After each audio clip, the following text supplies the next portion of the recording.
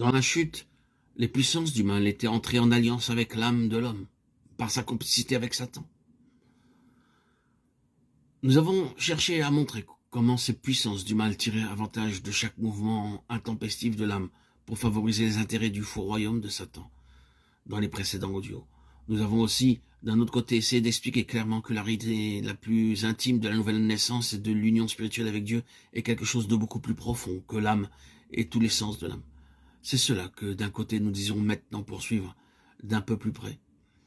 Il nous faut avant tout parler de cette expérience très réelle et très douloureuse par laquelle passent beaucoup de personnes et même d'enfants de Dieu, par suite d'une déficience physique ou mentale. Il y a la dépression nerveuse, il y a la neurasthénie, il y a l'anémie, la tension artérielle. Ces maladies, non pas invariablement, mais le plus souvent, deviennent pour l'ennemi l'occasion de faire de cruels assauts. Il peut y avoir le sens terrible, et est-ce trop fort de le nommer ainsi, de quelque chose de diabolique à l'intérieur. La personne vivante la plus mauvaise ne saurait être plus mauvaise que se croit et se sentent être. Par moments, ces pauvres victimes.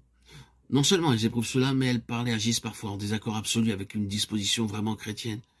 Il y a donc dans l'une de ces maladies du moins un facteur particulier, c'est celui d'une seconde personnalité, le sens d'une autre présence dans la proximité immédiate.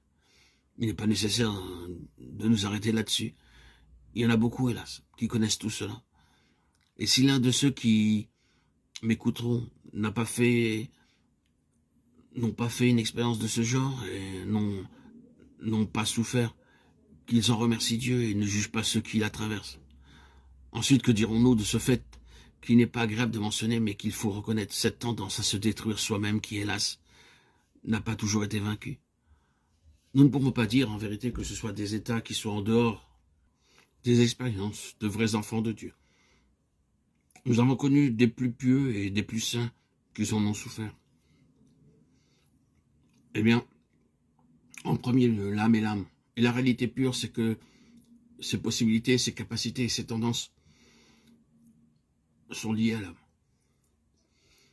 En de pareils moments et dans de telles conditions, lorsque l'appui d'une bonne santé et d'un système physique bien équilibré font défaut, nous voyons là ce que n'importe quel mortel peut faire dans les mêmes conditions.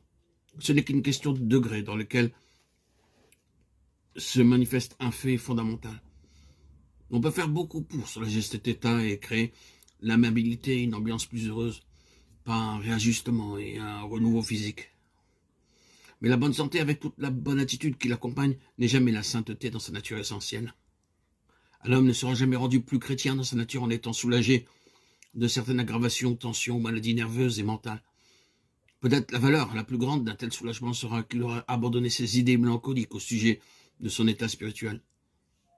Mais ce que nous pouvons croire de nous-mêmes, sous certaines conditions, et ce qui est réellement la vérité, peuvent être cependant des choses entièrement différentes. Satan a poussé beaucoup d'enfants de Dieu aux limites du désespoir et même au suicide en leur faisant croire à ce mensonge que leur vie d'âme est le critère pour l'enfant de Dieu. C'est Christ qui est le critère. On peut être la personne la plus assurée de soi-même, la plus satisfaite de soi, la plus maîtresse de soi, la plus calme que l'on puisse imaginer. On ne sera pas pour cela un enfant de Dieu. Et l'on peut être la personne la plus craintive, la plus tourmentée, la plus torturée, la plus assaillie par le diable qu'il soit possible d'être, sans que cela change le fait que l'on est un enfant de Dieu.